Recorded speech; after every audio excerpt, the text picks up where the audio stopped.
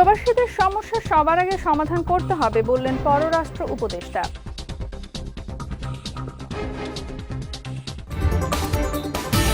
বিএনপিকে নির্বাচনের বাইরে রাখার ষড়যন্ত্র করা হচ্ছে দাবি শামসুজ্জামান দুদু।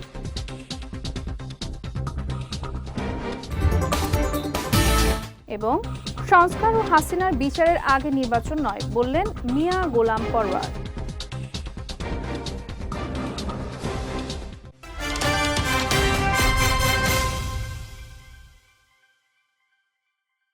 আসসালামু আলাইকুম। বিজয় রাতের সংবাদে আমন্ত্রণ জানাচ্ছি আমি সাদিয়া রেজওয়ানা তন্নি। শুনছিলেন শিরোনাম, এবারে বিস্তারিত। দূতাবাসের কর্মকর্তাদের উদ্দেশ্যে পররাষ্ট্র উপদেষ্টা তৌহিদ হোসেন বলেছেন, সবার আগে প্রবাসীদের সমস্যার সমাধান করতে হবে। দূতাবাসের সীমাবদ্ধতা থাকলেও মানুষকে আগে সেবা দিতে হবে। আজ ফরেন সার্ভিস ডে উপলক্ষে কর্মকর্তাদের উদ্দেশ্যে দেয়া বক্তব্যে তিনি এসব কথা বলেন। তৌহিদ হোসেন বলেন, কর্মীদের বিদেশ পাঠানোর ক্ষেত্রে দেশ থেকেই ৮০% সমস্যা তৈরি হয়। এই সমস্যাগুলো পরবর্তীতে দূতাবাসকে সামলাতে হয়। সুতরাং প্রশিক্ষণ ও শিক্ষা দিয়ে বিদেশে কর্মী পাঠানো গেলে প্রবাসীদের সমস্যা কম হবে। পাশাপাশি মিশনগুলোর উপরও চাপ কমবে। এ সময় রোহিঙ্গা প্রত্যাবাসন নিয়ে আরাকান আর্মি বড় ধরনের সমস্যা তৈরি করছে বলেও জানান পররাষ্ট্র উপদেষ্টা। যে লোকটা আপনার কাছে সহায়তার জন্য আসে, সে কিন্তু শখ করে আসে না। কিছু লোক সমস্যার সৃষ্টি করে ইচ্ছা করে, কিন্তু বেশিরভাগ কিন্তু আসে অত্যন্ত দুরবস্থায় পড়ে। আপনাদেরকে আপ্রাণ চেষ্টা করতে হবে যেন সেই মানুষটি যেন আপনার সহায়তা পান। এ ব্যাপারে যেটা আমি বললাম যে বিশেষ করে কনসুলার ইন্টেন্সিভ যে মিশনগুলো, সেগুলিতে আমরা লোকবল বাড়ানোর জন্য চেষ্টা শুরু করেছি এবং আমি আশা করি যে অন্তত আংশিক সফল হবো। এই ক্ষেত্রে আপনাদের অনেক সমস্যা আছে, কিন্তু এই লোকগুলির সমস্যা আপনাদের সমস্যার চেয়ে বেশি। এই কথাটা আপনারা সবাই হৃদয়ঙ্গম করার চেষ্টা করবেন। অন্তর্বর্তী সরকারের কর্মকাণ্ডে দেশবাসী চরমভাবে উদ্বিগ্ন বলে মন্তব্য করেছেন বিএনপির ভাইস চেয়ারম্যান শামসুজ্জামান দুদু।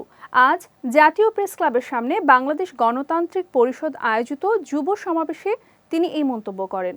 বলেন, সরকার বিএনপিকে পাশ কাটিয়ে নির্বাচনী প্রক্রিয়াকে এমনভাবে পরিচালনা করতে চাইছে যাতে বিএনপি কোনোভাবেই জনগণের ভোটে সরকার গঠন করতে না পারে।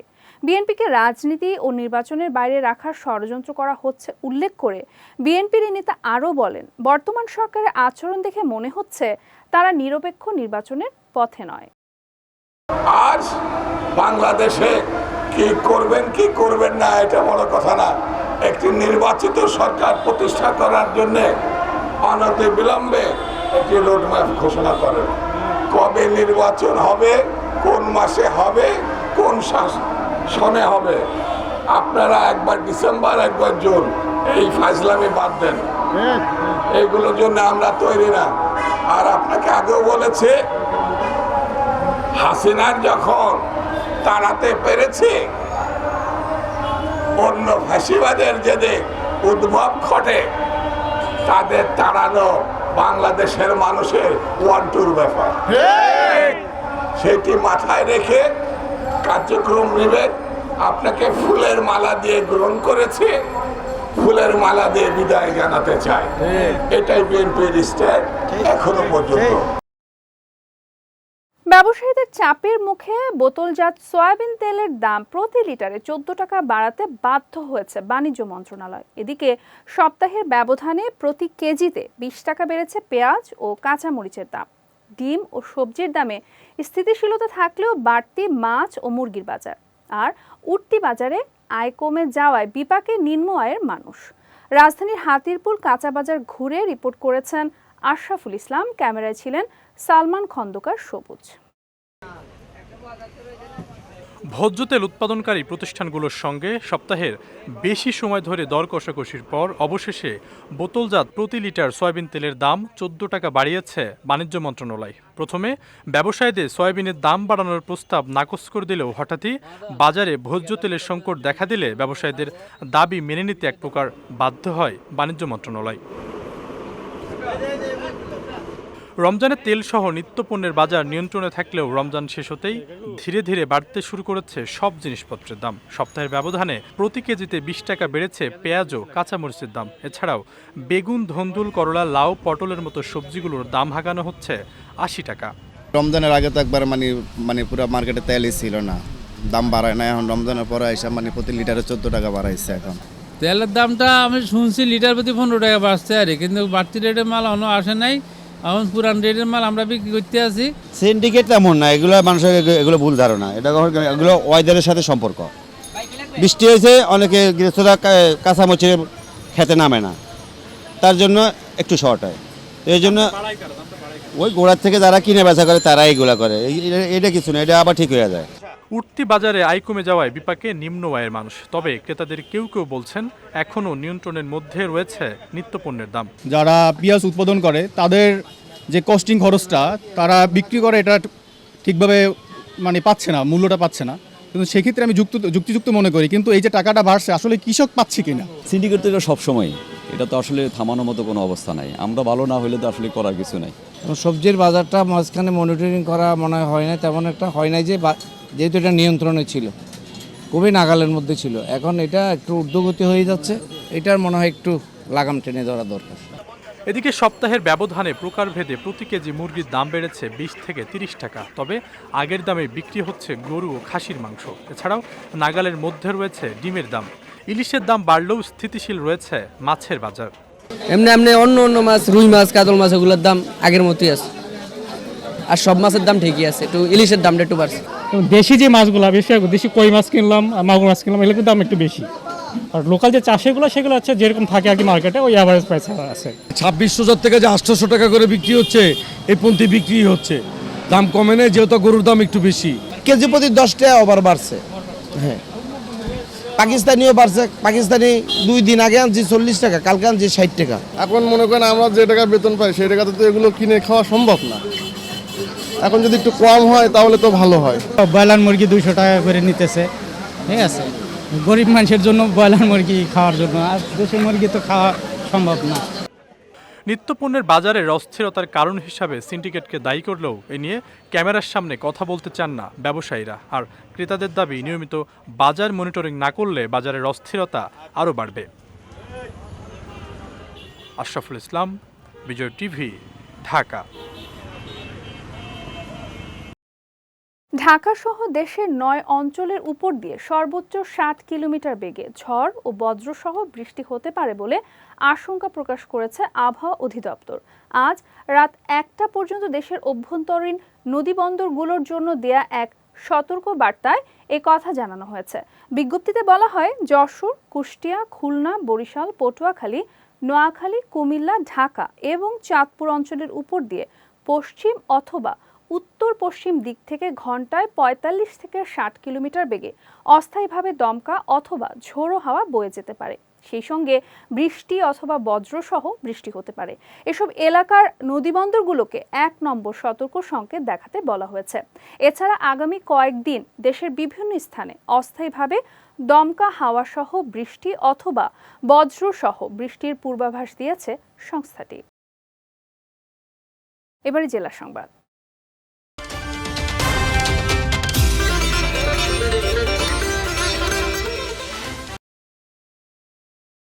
প্রধান উপদেষ্টার ঘোষিত ডেডলাইনের মধ্যে সংস্কার শেষে নির্বাচনে যেতে জামায়াত প্রস্তুত বলে জানিয়েছেন দলটির সেক্রেটারি জেনারেল মিয়া গোলাম পরওয়ার। আজ কুমিল্লার লাকসাম সরকারি পাইলট উচ্চ বিদ্যালয় মাঠে উপজেলা ও পৌরসভা জামায়াতে ইসলামীর কর্মী সম্মেলনে তিনি এই কথা জানান। বলেন, অন্তর্বর্তী সরকারের ডেডলাইনের মধ্যে সব সংস্কার এবং শেখ হাসিনা ও তার সহযোগীদের বিচার দৃশ্যমান করে নির্বাচন হতে হবে। আর সেই নির্বাচনে অংশ নিতে জামায়াতে ইসলামীর কোনো আপত্তি নেই। লাকসাম পৌরসভা জামায়াতে আমির মোহাম্মদ জয়নাল আবেদিন পটোয়ারির সভাপতিত্বে সম্মেলনে জামায়াতের সহকারী সেক্রেটারি জেনারেল ATM মাসুম, কেন্দ্রীয় নির্বাহী পরিষদের সদস্য আব্দুর রব সহ অনেকেই উপস্থিত ছিলেন।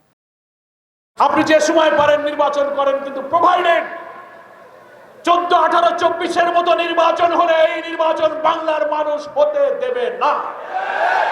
সে নির্বাচনে ইলেকটোরাল প্রসেস, নির্বাচনী প্রক্রিয়া অবাধ, নিরপেক্ষ, ক্রেডিবল করার জন্য পুলিশের সংস্কার, জনপ্রশাসনের সংস্কার, সংবিধানের সংস্কার, সিভিল অ্যাডমিনিস্ট্রেশন সহ ন্যূনতম সংস্কার শেষ করে আর খুনি হাসিনা তার সহযোগীরা রক্তের বন্যায় যারা দেশকে ভাসিয়ে দিয়েছে তাদের বিচার দৃশ্যমান করে এই সময়ের মধ্যে নির্বাচন দেবেন। আমরা সেই নির্বাচনে যাব।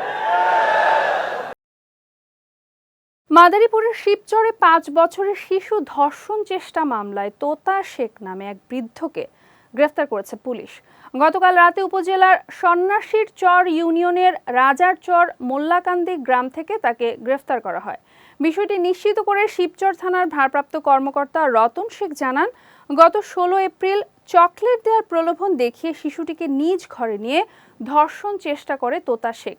এ সময় স্থানীয়রা বিষয়টি টের পেয়ে এগিয়ে আসলে পালিয়ে যায় অভিযুক্ত। এই ঘটনায় গতকাল মেয়েটির নানি শিবচর থানায় মামলা করলে তোতা শেখকে গ্রেফতার করে পুলিশ। আজ গ্রেফতারকৃতকে আদালতের মাধ্যমে জেল হাজতে পাঠানো হয়েছে বলেও জানিয়েছে এই পুলিশ কর্মকর্তা। নিয়মিত মামলা হিসেবে গণ্য হয়েছে এবং এই মামলায় তাকে তোতা মেয়েকে অ্যারেস্ট দেখানো হয়েছে এবং তার যে পরবর্তী যে কার্যক্রম ভিকটিমের 22 ধারা সহ অন্যান্য যে কার্যক্রমগুলো আমরা হাতে নিয়েছি, যেগুলো আইনের প্রসেস, এগুলো আমরা করতেছি। ময়মনসিংহের ভালুকায় সড়ক দুর্ঘটনায় 2 জনের মৃত্যু হয়েছে। এই সময় আহত হয়েছেন আরও 2 জন। দুপুর উপজেলার এশিয়ান হাইওয়ে সড়কের নন্দীবাড়ি এলাকায় এই দুর্ঘটনা ঘটে। স্থানীয়রা জানায়, যাত্রীবাহী একটি সিএনজি ও মাইক্রোবাসের সংঘর্ষে ঘটনাস্থলে 1 জনের মৃত্যু হয়। পরে বাকি 3 জনকে আহত অবস্থায় ময়মনসিংহ মেডিকেল কলেজ হাসপাতালে নেয়ার পথে আরেকজনের মৃত্যু হয়। এদিকে ঘটনায় মাইক্রোবাসটি জব্দ করা হলেও চালককে আটক করা সম্ভব হয়নি বলে জানিয়েছে পুলিশ। চুয়াডাঙ্গার দর্শনা জয়নগর ইমিগ্রেশন চেকপোস্ট থেকে শামীম রেজা সাজু নামে এক পুলিশ কনস্টেবলের ঝুলন্ত মরদেহ উদ্ধার করা হয়েছে। আজ নিজ কক্ষ থেকে মরদেহটি উদ্ধার করা হয়। বিষয়টি নিশ্চিত করে দর্শনা থানার ভারপ্রাপ্ত কর্মকর্তা মোহাম্মদ শহীদ তিতুমির জানান, সকালে দায়িত্বে অনুপস্থিত থাকায় শামীম রেজাকে খুঁজতে যান তার সহকর্মীরা। এই সময় ঘরের ভিতরে ফ্যানের সঙ্গে ঝুলন্ত অবস্থায় শামীমকে দেখতে পান তারা। পরে পুলিশ ঘটনাস্থলে গিয়ে মরদেহ উদ্ধার করে ময়নাতদন্তের জন্য চুয়াডাঙ্গা সদর হাসপাতাল মর্গে পাঠায়। এদিকে কনস্টেবলের মৃত্যুর বিষয়টি তদন্তাধীন রয়েছে বলেও নিশ্চিত করেছেন এই পুলিশ কর্মকর্তা। যাচ্ছে খেলার সংবাদে।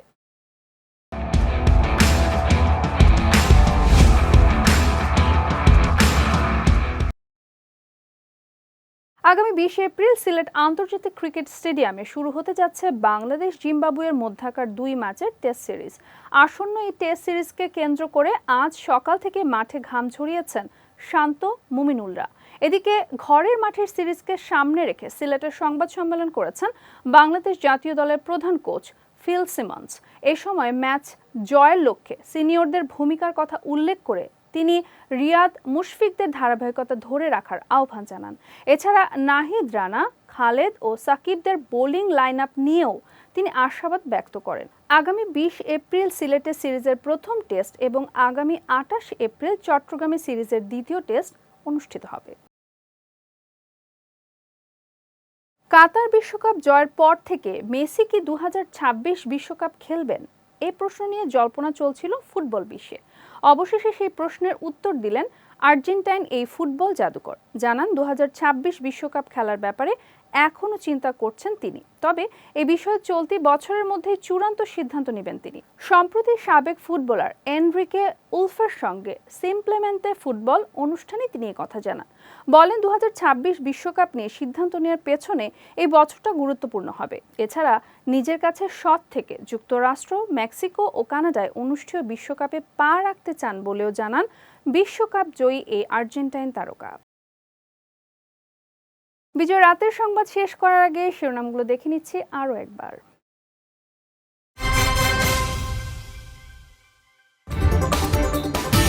প্রবাসীদের সমস্যা সবার আগে সমাধান করতে হবে বললেন পররাষ্ট্র উপদেষ্টা।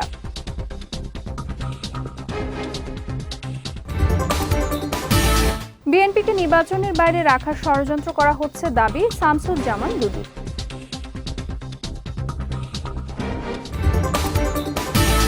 এবং সংস্কার ও হাসিনার বিচারের আগে নির্বাচন নয় বললেন মিয়া গোলাম পরওয়ার।